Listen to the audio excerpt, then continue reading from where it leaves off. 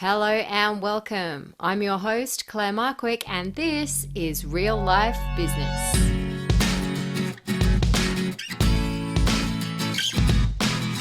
Hey, how are you? Welcome to the show.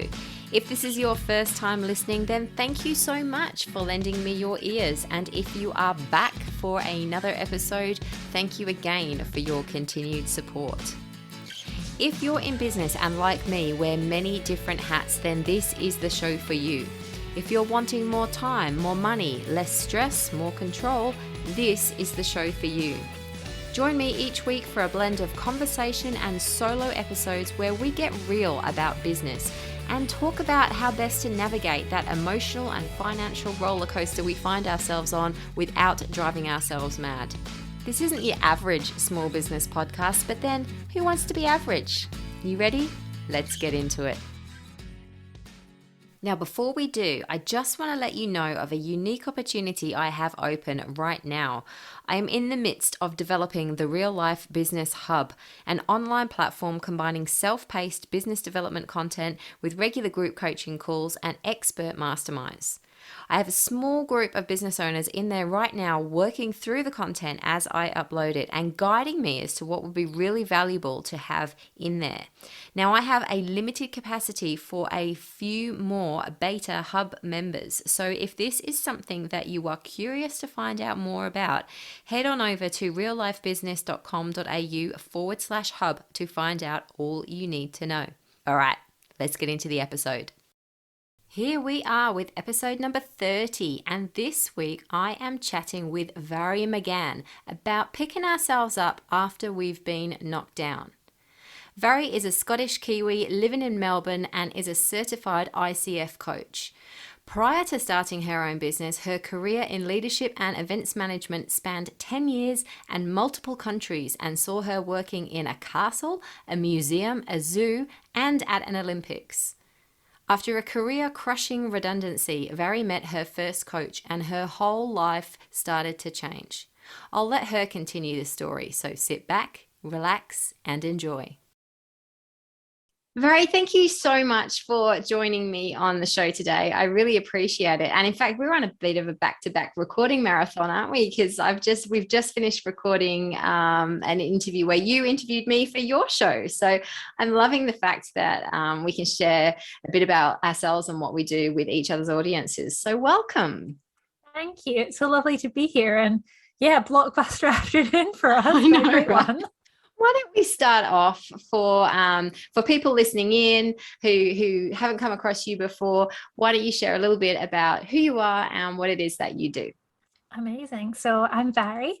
I'm a Scottish Kiwi. I've lived in Melbourne for 4 years now. I have my own coaching business. So I'm an ICF certified life coach. And I help women to take courage, so brave action with confidence and heart in their career or their business. So that's what I do now. And I guess how I got here. Yeah, that was my next question. Yeah. So I originally wanted to be a scientist. It's what I went to uni to do. Wow. Only because it was my favorite subject in school. There was no other reasoning. I was 16 when I had to make a choice. So that was it. Soon discovered that wasn't for me. So I then discovered that events and event management and leadership was what I really wanted to do. Awesome. So yeah, basically from 2009, being an unpaid intern, I then worked my way up until 2019 to being a national operations manager. And that was a decade of working in Edinburgh, working in London, working in Melbourne. I've worked in a castle. I worked at the London 2012 Olympics. I've worked in museums, in a zoo for a World Cup. That was my career. And the part of that I loved the most was developing and helping other people and seeing people succeed and overcome challenges, and I guess being a really great example as a leader, as a woman, as a person in leadership to everyone around me to help people do better. And that's ultimately what led me via 2 redundancies to the coaching world. I love how you're preempting questions. This is awesome. I'm like, that sounds such a varied, dynamic, exciting career. How do you go from that to your own coaching business? Like there must have been something that happened there. Yeah. So I moved to Melbourne in 2017. And then at the start of 2019, went through a very sudden, very badly managed redundancy. Right. Not one done, let's say, the way that fair work would suggest it should be done. Okay. And I think, like most people, no one really teaches you about redundancy. No one really talks about it, right? Like I'd seen somebody get a great redundancy package, but when they were about 3 years away from retirement, so it's not quite the same thing. And I was just shocked and confused and blaming myself. And I didn't even tell, like, my parents are my best friends for a couple of days. So I didn't really know what to say. But one of the first people I told, Ali, who's a great friend who runs a women's networking membership. And I just said to her, I was like, I don't know what to do. And I feel terrible. And I'm just at a loss. And she actually said, we've got some really, really great coaches in our membership. Why don't you just have a chat with one of them? And that's maybe a great starting point. And I was like, okay, don't really have any expectations around this, but we'll see how we go. Why not? Yeah. I was like, sure. And I had my first session with my first coach, and literally, like, my mind was blown in the way that she spoke to me, the way that she has space for me, the way that even in an hour, like, I realized so much of, like, the untrue story I was telling myself about what happened and what I really wanted, and that there were things that I wanted to do that were so much bigger that I didn't quite, I guess, have the courage to even admit to myself at the time. And I had an amazing few sessions with Jane, and then I started doing a lot of work on, like, purpose and life plan and what was next. And it came out really clearly that coaching was what I wanted to pursue. Yeah. So this was sort of mid 2019. And then I got offered this amazing 18-month contract in the events world. And I was like, perfect. 18 months of, like, sorting my shit out, figuring out what I'm going to do, how on earth do you start a business, like, who do I want to work with, like, coming certified. I was like, great. So I was kind of doing some work in the background in this new contract role. And then 2020 happens. And by the middle, it was quite clear that probably all of my team and probably also me was going to go through redundancy. So the plan was to work until the end of 2020 in this role, take January off, this, like, beautiful holiday, and, like, refresh myself. And then February the 1st, 2021 was going to be the day. But in August 2020, me and the whole team found out we were all going to go through redundancy. So in September, I was like, well, I don't really have anything else to do, and I've got this great redundancy package, and I almost feel ready. So that's ready enough. So I jumped in about 6 months earlier than I'd ever planned to. But yeah, that's how I got here. Isn't it funny how the universe can have intentions for us that we don't always realize, and there might be subtle clues that have been dropped along the way, and if we don't hear them, we don't see them, we don't act on them, something big happens. And sometimes, that might be a really traumatic time at work. It might be an accident, an illness, or whatever. It can sometimes be something really bad, can't it? And in your case, a second redundancy. But if that was the kick up the butt that you needed, like you say, we'll never actually feel ready to do anything, will we? And sometimes we just need that little nudge. Yeah. And it's amazing when so many people have asked me over the past couple of years, how did you decide to take the leap? And I'm like, oh, I didn't get to decide. Like, I was given a date. I was out. That was it. And I think it almost made it easier, because I was like, okay, that's it. I kind of had the background work done. I know what I want to do. I've got this package that's a great support for a few months while I figure out what I'm going to do. So I just went with it. Onwards and upwards from there. Exactly. So now you operate full time in your business, working with women to help them take the bold action that the universe nudged you to do. And well, you still had a decision to make, didn't you, ultimately, because you still could have put stuff in the way. You still could have said, no, I'm not ready. I'm going to go and find another job or whatever it might be, or I'm just going to sit comfortably on this redundancy package for a while. So let's give yourself some credit. You did still make the decision. I did make the decision, and there was sort of an option to stay on part-time and to do some other things, but it wasn't. There was part of events that I loved, which is like the big international sporting events. And what I would be doing would have been something else that just like I could do, I'm good at. It would have been fine, but it wouldn't have inspired me. It wouldn't have energized me. It would have just, I think, got me feeling that I was comfortable enough to kind of just keep moseying along and not do anything. So yeah.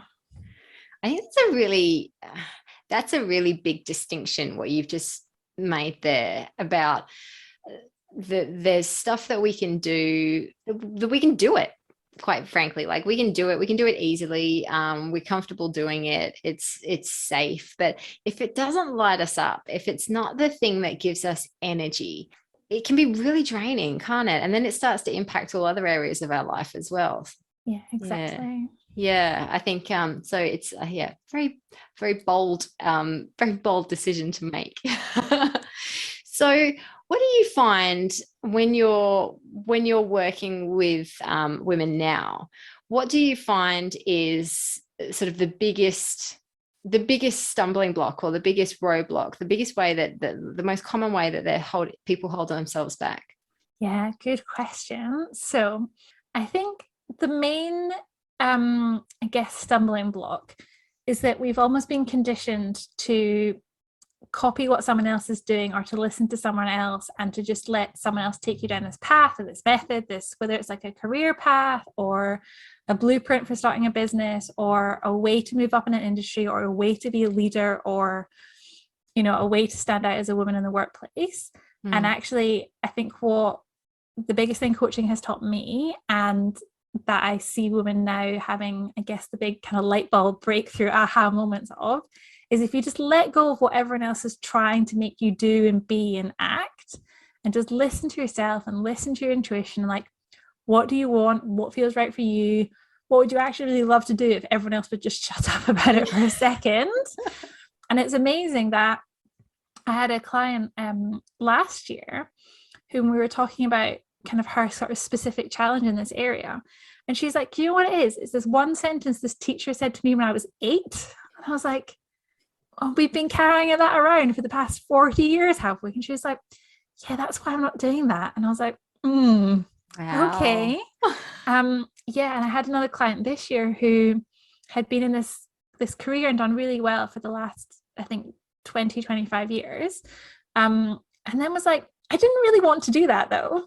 And I was like, okay. And she's like, people just, especially hopefully we're now progressing out of this as a society, but definitely for our parents and grandparents generations especially, there are certain things it's almost an acceptable career to go into, and it's approved by everyone. Everyone's sort of like, oh yes, good choices. But that's probably not what most people want to do. And it's just figuring out before you started listening to everyone else, what did you really want to do and be, and how did you want to show up? Yeah, I think that's such a common thing. And I have to say that there was even an element of that for myself. I didn't know what I wanted to do when I left school. And I don't think many of us really do we? And like you said, you just sort of picked something because it was, something you enjoyed and what you were good at and yada, yada. And I kept things really vague. I was like, well, if I study business and economics, then it's really open and it kind of leaves the world open. And then I was thinking, well, what's a good job that I could do from here, kind of thing. And there's a whole story behind how I fell into accounting, and that's not for now. But I felt like, I've made a grown-up choice. I've made the right choice. And and energetically over the years to start with, it was awesome, but then the energy started to drop off, and I realized it was a complete conflict to the sort of person that I was. And it is really, really fascinating, isn't it, that it does still happen even now. Like you say, it probably happened a hell of a lot more generations ago, but it does still happen. What advice would you give to anyone listening to this who is thinking, well, shit, that's me. Like, that's exactly me.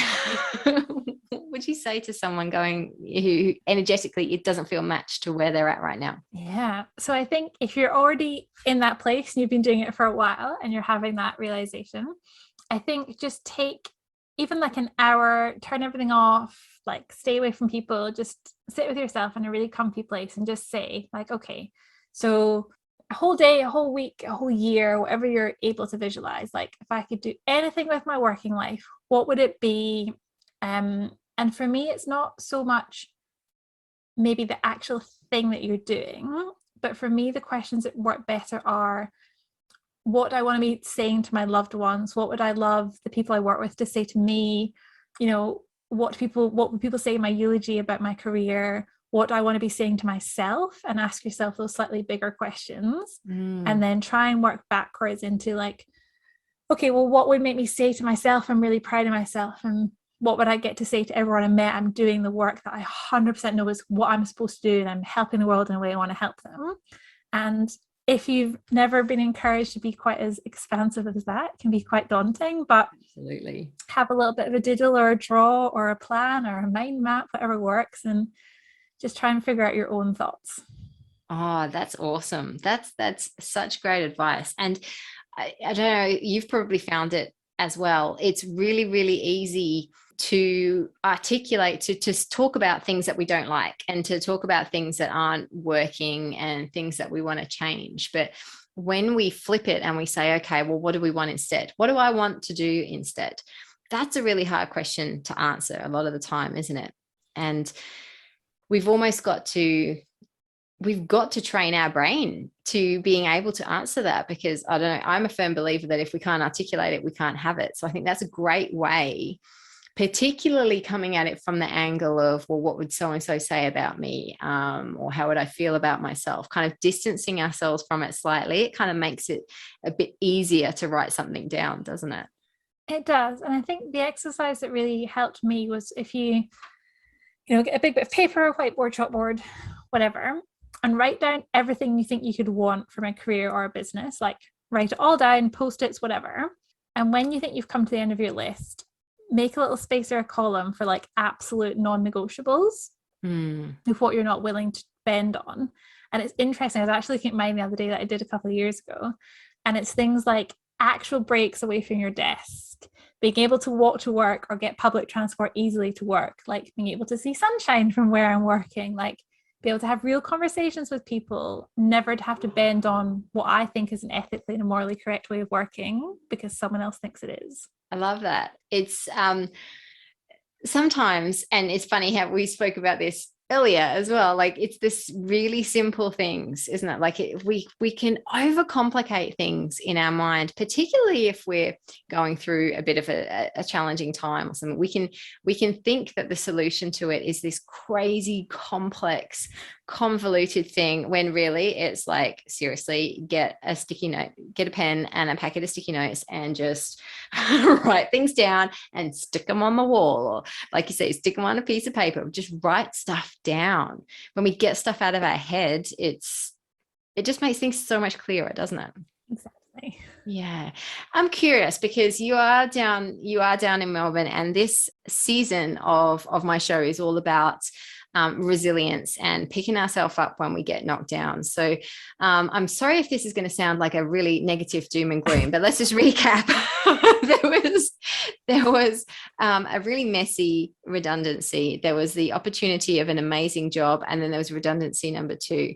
There was going into business feeling slightly not ready but kind of excited. Then there was COVID, and then there was all the lockdowns and all the mental, emotional challenge that you guys have gone through down there. How do you manage that? How have you kept yourself sane through all of that? Good question. I think, yeah, we get to wear the badge of the world's longest lockdown with not very much pride. Yeah, and I think that's the other thing. So when I started full-time after redundancy 2, we're talking September 2020, and Melbourne was in our like big second hard lockdown. Like we could only spend an hour a day at the house. that was it. Couldn't really see anyone or do anything. And I was like, oh, that's great. It'll give me like a couple of months to like sort everything out, and then will never happen again. Now we know that's not quite the case, and it's happened again and again and again. And we're done with that now. No more. But I think the thing for me is part of the work that I did after redundancy 1, when I was such a mess, is what I've kept going back to when, you know, we've talked about redundancy 2, or like first 8-9 months after redundancy 1, like my partner and I were like literally 10,000 miles away from each other. I had to move house. Like, you know, I hadn't lived in Melbourne long enough to have much of a like kind of established close network yet. It was all very shaky. And then all the lockdowns. And I think the things I always go back to, and it's difficult at the start, but once you get into the habit of it, it can be much easier, is to figure out what the most recent setback, hurdle, lockdown hasn't impacted, and try and make sure that when you feel on really shaky ground or really insecure or really unsafe, like what are the things that will never change? And for me, a lot of it, and especially I think, you know, you realize who your true friends are when you're in a really bad place. Like that's when it really shows. And a couple of days after the first redundancy, when I'd finally kind of started to tell people, it was like my partner sent me loads of books to read in my spare time that arrived on my doorstep at the same time as this beautiful big bunch of flowers from like my best friends in the UK, and like just the effort people made. Wow. And I think for me, it's coming back to like nothing that happens will ever take away like the way my parents feel about me, the way my best friends do, the way my partner does, the way I feel about myself, the way that really close network does. And also, no matter what happens in life and work in lockdown, like no one can take away my 10 years in leadership. No one can take away what I've learned. No one can take away the resilience I built up in that stage. No one can take away my optimism. No one can take away my humor. No one can take away the strength I built up. So I think anytime I start to get into a place of like, oh my God, this has been taken away, I'm like, no, but here's what hasn't. Here's what nothing else has the power to touch. And it's circling back to that every time. That's really, really empowering. I love that. That's so great. And it's funny, like something you said there, I've heard it mentioned a lot, particularly around people who have lost a job or are contemplating a career change. You know, for example, you know, there's a lot of people. I left my career at 37, and I went through a lot of mental shit. I'm like, you know, I went to uni. I've done like postgraduate study. I've worked from the graduate position right the way up into leadership. I'm like, I can't stop now. Like, what a waste. Like, if I go and change and go and do something else now, what a waste. But exactly like you've just said, like we can't unlearn any of that. No one can take any of that experience, any of those skills, any of those learnings, like that can't be taken away, can it? And it just becomes an elevated platform that we then, you know, march forward with the next thing that we're doing. Exactly. And I think it's often people's reactions. So one of the first people I called after my first redundancy was my friend, who's also a recruiter, who actually got me that job. And I wasn't sure of his reaction, but I wanted him to find out from me before he obviously kind of heard through the industry grapevines what was happening. And he was so angry, like so furious and enraged, but like, how dare they treat you like that? I'm never placing another candidate there. I'm never working with that company. I'm never going to go there. I'm never giving them my money. Like, how dare they treat you like that? And I was like, okay, wasn't what I was expecting, but I'll take that. Absolutely. Makes you feel better on the inside. You mentioned in terms of deciding on a new career or developing your business, you mentioned identifying non-negotiables. I like to ask all my guests about that in terms of how they operate, how you operate yourself to be able to operate in your business. What are some of the things you've learned about yourself, and therefore some of the non-negotiable rules that you've had to put in place to make sure that you're always operating as best you can?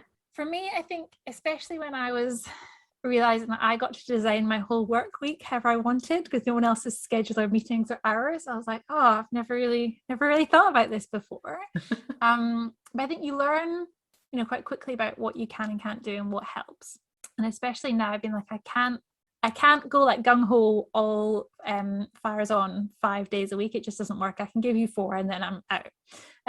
So for me, it was also then trying to figure out how many kind of client calls I could do in a week, what times I was best at, how I could set myself up well. So I've got very clear blocks, Tuesday, Wednesday, Thursday, from lunchtime onwards, that people can book time in my diary, but not outside of that, because I'm not a morning person. But if I don't set myself up well for the day, I'll just be dreadful for the rest of it. So I've got a bit of a non-negotiable list for my mornings of things like movement, mindset work, meditation, checking bank accounts, doing a gratitude practice, like just a few things to do. I always open my document for my client testimonials each morning before I start work, just to get into that really good place. And it's all on like an online checklist. I can do it all. And I used to spend Mondays learning when I was doing my course, and my job kind of went part-time for a little bit before I was full-time in business. So I always kind of had Mondays up my sleeve, but I've also now realized that that's my time to set myself up well for the week. And sometimes that's by not doing anything. I've just got to listen and learn. And I've just learned so much about the times of day that work best for me, like what I need to do first before I can sit down and work, what stages of my cycle I'm best at and worst at, and what days I shouldn't try and work on. I just very kind of empowering just block out my diary and on that day I'm going to be useless, so let's not even try and help anyone else. It's just not worth it. Not worth it. But also kind of going back through things and kind of realizing, actually, no, that was working really well, that wasn't, I could do more on that day. You know, do I want to do a little bit of creative things every day, or do I just want to have a half a day where I'm like, that's my creative space and that's happening? But it's been a lot of kind of, I don't want to say trial and error, because there's not really an error in it, but a lot of learning and trying different things.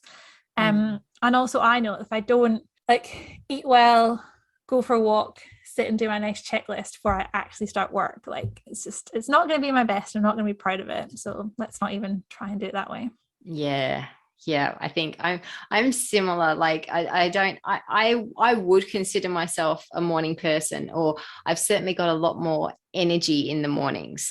And so if I've got tasks to do that take a bit more thinking, I'll do that in the mornings, because I'm a natural talker. I like to talk. I have no worries about talking. So if it's booking in meetings and things, I'll try and keep them in the afternoons, because I know like I can, sounds really, might sound a bit weird, but I can do that with half a brain. Whereas if I've got to write a report or a proposal or something like that, create some content, I want to do that in the morning when my brain's fresher.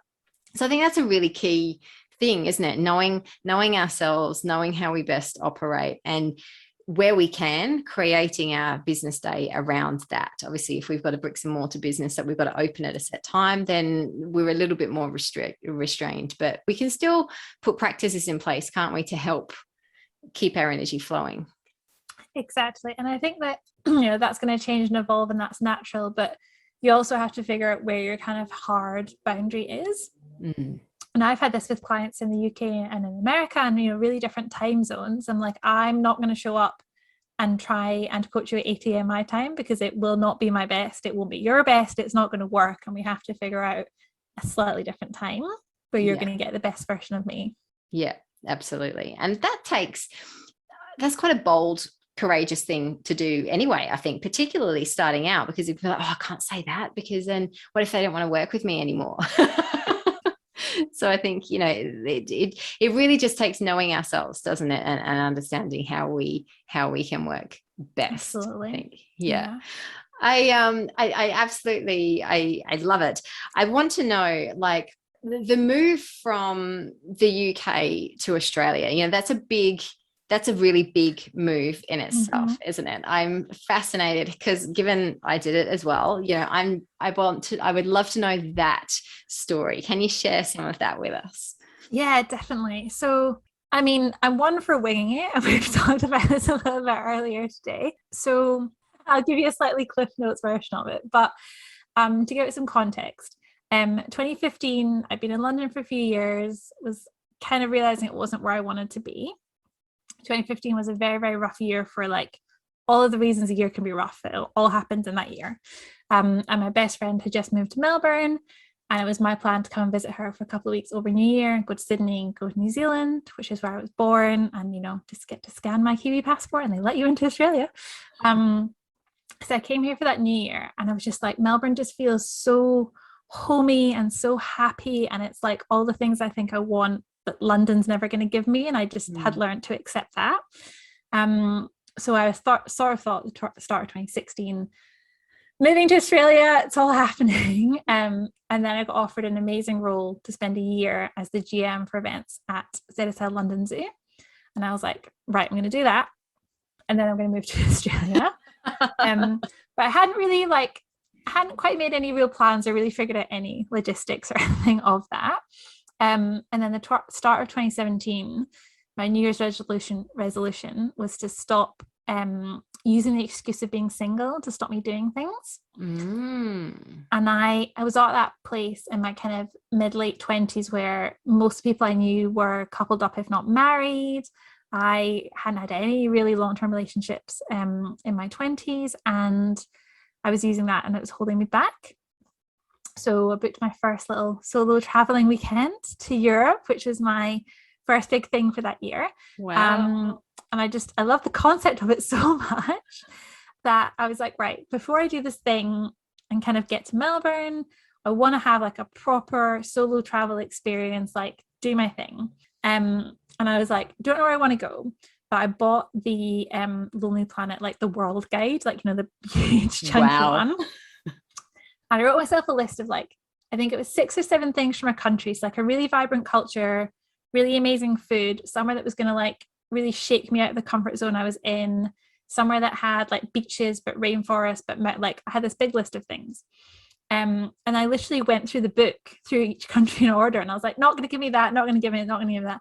And I got to India and I was like, this is going to give me all the stuff I want. And the more that I read, and then I bought the India book, I was like, this is exactly what I need right now. So I booked a one-way ticket to Delhi on a really good deal. And they were trying to convince me to stay in my role. And it just, for a whole lot of other reasons, just wasn't right. It wasn't the right thing to do. And at one point, the CEO actually called me and he was like, give me your number, you're not leaving. And I was like, Bill, there's not a number you could literally give me right now. He was like, oh God. And I was like, we all have to just admit the fact that I'm going to leave you. So I was like, okay, so I want to do a few weeks in India. And I originally was going to do a very kind of guided tour in kind of a group. And then I realized there was so much in the southwest of the country that I just felt so called to go and spend time there. So I was like, nope, I'm just going to do it on my own, like just pick all these little bits, make my own schedule. And I knew I wanted to end up in Melbourne. So I booked flights via Bali, spent some time there, spent some time in the north of Australia, got to Melbourne, and I had no plan after that. That was like the end, like flying to Melbourne, crash at my best friend's house and try and figure it out. And I just said to myself, you know, if it doesn't work out, I've got the money set aside for a plane ticket home and I'll just figure out a different plan. But I really want to live here and I have a passport that allows me to live here. So I'm just going to do all I can to make it work. And then it worked out. That is amazing. What do you think was the biggest learning about yourself through that time? So the thing that I wrote in my journal, which I think is actually up here on a shelf, was something like, you can get yourself out of any trouble you get yourself into. Okay. Yeah. There's a few situations along the way where I'd realized that I'd possibly pushed the risks of like solo woman traveling in India a little bit further than was probably sensible, but I could undo it and that was fine. And I think that any situation I got myself into after that where I thought, no, this isn't right or isn't the right path for me or something feels dodgy, I was like, okay, but I have the power to back out of this. Yeah. And you'd learned to recognize what those warning signs were as well, I guess, physically, emotionally, mentally, so you can recognize, okay, maybe now's time to take a step back. Yeah. I love it. It's such inspirational conversation. I think there's potentially people listening to this who are just like, who might be on the verge of making a change or might be on the verge of needing something. I've certainly in our local business community, and it would be really interesting to hear your thoughts on this, being in Melbourne in a very different environment. But there's this kind of up until very recently, there's been this kind of like, this drain, this just like, I'm just over this. Like, I just feel so dragged down. I want to come out the other side now. But even though there's that desire to want to come out the other side, the energy is not there, or the inspiration's not there, or the ideas aren't there. It's just a bit meh. I think for want of a word to describe it, a bit meh. Is it the same? Is it the same down in Melbourne, or have you just got this brand new like vibe of, oh my God, we're out? Well, I was going to say the past 10 days, 2 weeks, we've had that vibe of like, oh my God, we can sit in a cafe in the sun again. But I think there is that feeling, and I think it's because it can be really common, and you have to catch yourself if you're around people who are feeling the same, and you're all just encouraging yourselves to keep complaining at each other and not do anything else, and that's probably not the best for any of you in that situation. But I think the other thing that I learned from a lot of stuff leading up to it, but particularly in India, was that the hardest part will get you to the best part. So the recognizing that meh part and the fixing it and the figuring out what's next is going to be horrible. It's going to dredge up stuff. It's going to challenge you. It's going to make you have really confronting conversations with people around you and with yourself. But like, it's going to get to the best part. But you don't just get to like skip to the best part. You have to do that slightly risky work in the middle. Yeah, that's awesome. That's very cool. I like that. Yeah, and I think so. The best part of my trip came after a like 20-hour train journey, which was like hours delayed because all the train lines were flooded. And then the person who's supposed to pick me up wasn't there, and then they were there, but then there was a monsoon and they got lost twice, and we almost drove through like a flooded rice field, and then like the car jumped over this hill, and then we got to this end of the muddy track, and I knew I was on like the backwaters in Kerala, so there's like lots of kind of riverways and things. And I was booked this beautiful resort to stay in, like the only non-hostel I stayed in the whole time. And the guy who'd driven me in the car and got lost, and it was just horrible weather, was like, okay, now you have to go in the boat. So it was this like wooden canoe with this gentleman in it, and him and I don't speak any of the same languages, so we're not going to be able to communicate. And he literally like threw my rucksack into this canoe, which was already a bit flooded, and was like, get in with your small bag, and then pointed over the pitch dark water and was like, you're going over there. And I was like, sure, what are my options at this point in life? It'll be great. My dad will have a good laugh at this, so this is when I have to call him and be like, please come and rescue me. So I got in the boat, and you're kind of trying to have a basic conversation with this other person, and we just rowed for like maybe 10 minutes in this pitch dark water. And then the island I was supposed to be staying on was flooded, so he threw my bags onto the island, and I had to throw myself out of this flooding canoe into the arms of this random stranger on this island, hoping that it was the hotel I'd booked in, because I still couldn't see because the power was out.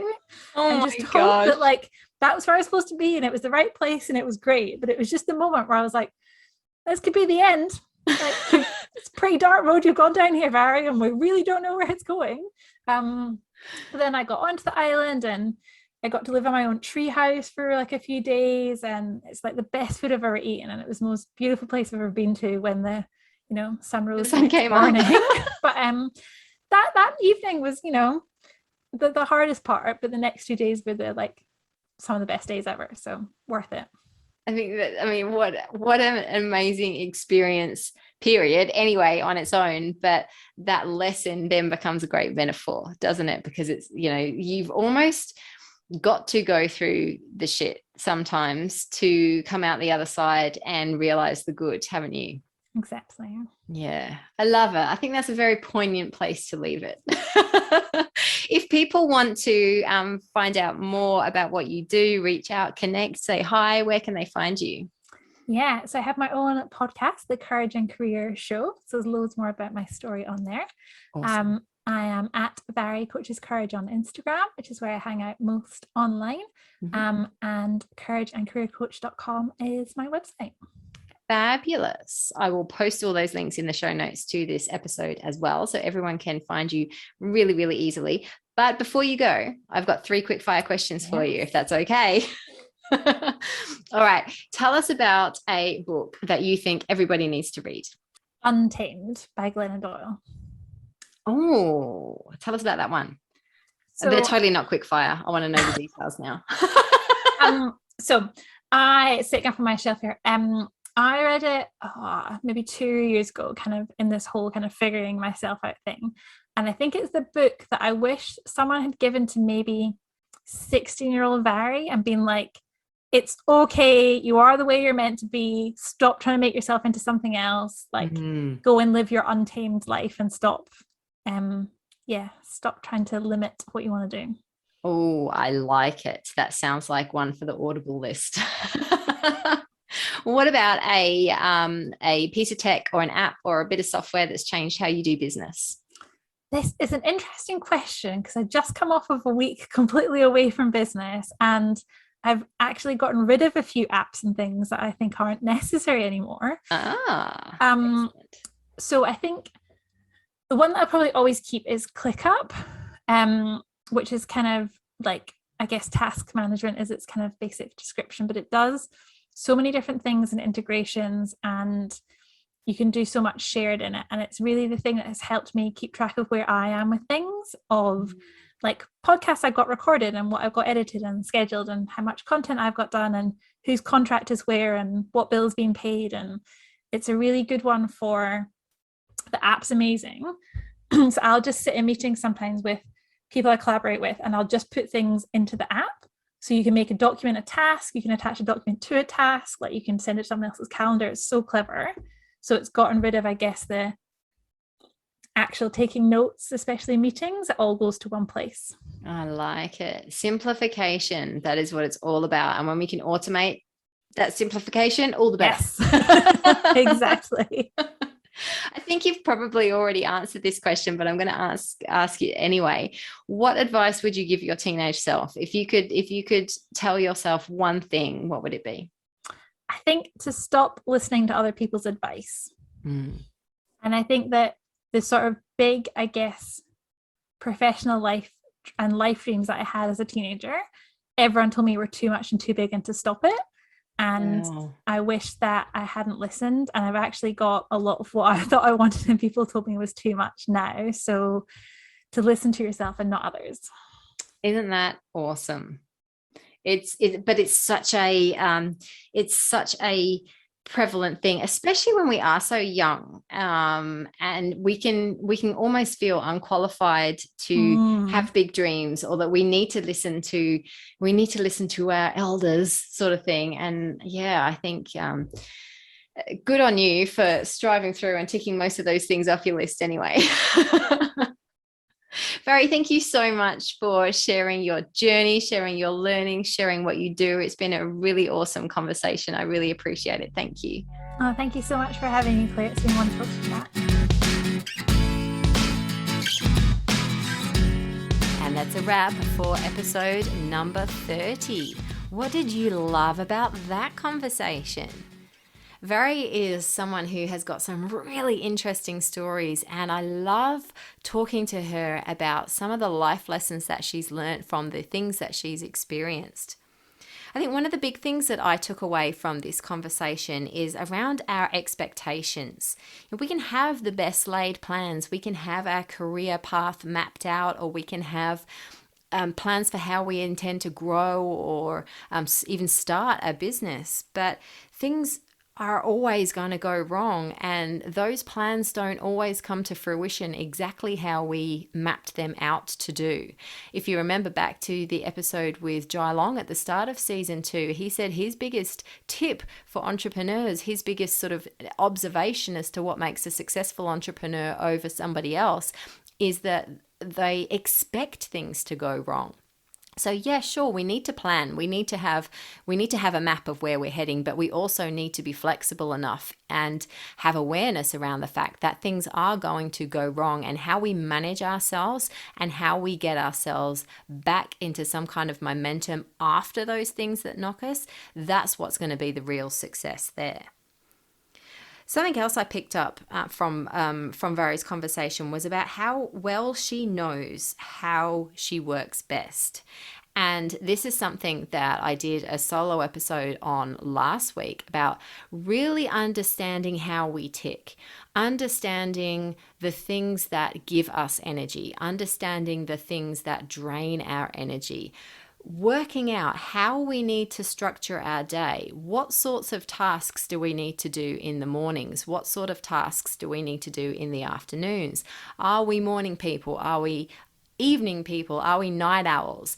Do we work best during school hours? Do we like to sort of pick and choose when we work? Do we need to set ourselves up to do certain things in the morning to get ourselves in the right frame of mind to work? All these sorts of questions are things that when we understand ourselves better and how we work, we can set ourselves up for more success. So when those things go wrong, which it sounds so doom and gloom, I talk about it all the time, like we've got to expect things to go wrong. It sounds like I'm a really sort of Debbie Downer, but let's be real. Like this is about real life. Like shit happens. Stuff goes wrong. Our plans don't come to fruition. Our kids get sick. We can't do things. We have an argument with our partner. We have an unforeseen engine blow up in a car and you've suddenly got to put money towards that you had set aside for something else. Stuff always happens. So we need to know ourselves and know how we can best respond to those situations to get ourselves back working on track as soon as we can. I loved Vari's tips on setting herself up for work in the mornings. Did you pick up? She said she reads her client testimonials each morning. How cool is that? Just to really get herself into the mindset of, today's going to be a great day. Look at all the people I've helped previously. I loved that. And time blocking is really, really critical as well. Block out chunks of time to do a certain task and block those chunks out in a period of the day that's going to work best for you. So for example, I don't do my podcast recordings at 4:00 in the afternoon when I know the kids are going to be coming home from school all loud and wanting to see me. And so, I block that into a quiet time when I know I'm in the house by myself, and I can lock myself away in my little studio, block out some recording. Editing I can do anytime, but the recording, I have specific blocks of time that I do that. The really big thing that I took away from Vari's conversation, and when we think specifically about the theme of this episode of picking ourselves up after we've been knocked down, dusting ourselves off and getting on with things again after a disappointment, after a setback, after something's gone wrong. The thing that she said, which I think is bloody brilliant, is being very, very clear on what can never be taken away from us. So yes, we can lose money, we can lose customers, we can lose suppliers, we can even lose a premise, we can lose staff members. There can be so many things that we can lose. And if you followed me for a while, you'll know that I say a lot, what we focus on is what we get. So if we focus on all the things that we're losing and all the things that we're missing out on and all the things that aren't quite how we want them to be, then that is what the universe is going to give us more of, because that is where our energy is. Where our focus goes, our energy flows. But the way that Vari flipped it was that she had to really consider, well, what is it, even though all this has been taken away from me, what is it that can never be taken away from me? And when we can focus on that, we can be really grateful for that, and we can use that strength, that sort of inner encouragement, that inner inspiration to help us find the energy to, either physically or metaphorically dust ourselves off and keep on keeping on. I also, just before I wrap up, the little bonus tip of stop listening to everyone else's advice and listen to our own. I think that's bloody brilliant. The amount of times I have said, gosh, I should just listen to my own advice. When I listen to some of these podcasts back, I'm like, wow, that's really profound. And I think sometimes we don't give ourselves credit for what we know. And I think that's a great little tip to end on, to stop listening to everyone else and listen to ourselves. So I trust you have enjoyed this week's episode. And if there is someone in your network who you think needs to hear it, don't forget to share it with them and help spread the love of real life business. Alrighty then, that is it from me for this week. Thank you so much for joining me on the show. If you're not already, jump on and follow me on socials at the Real Life Business Community. Subscribe on your podcast app of choice or on YouTube so you never miss a new episode when it drops. And get yourself onto my Real Talk mailing list for weekly doses of inspiration, business tips, recommendations, and Real Talk direct to your inbox. All the links to that are in the show notes to this episode. Also, just a reminder that the Real Life Business Hub beta offer is open for a few more weeks. So if you would love to grab one of those spots, simply drop me an email, send me an Insta DM, or go check out reallifebusiness.com.au/hub for all you need to know. I trust you have enjoyed this episode. Have a fabulous week, and I will be back in your ears really soon. Bye-bye.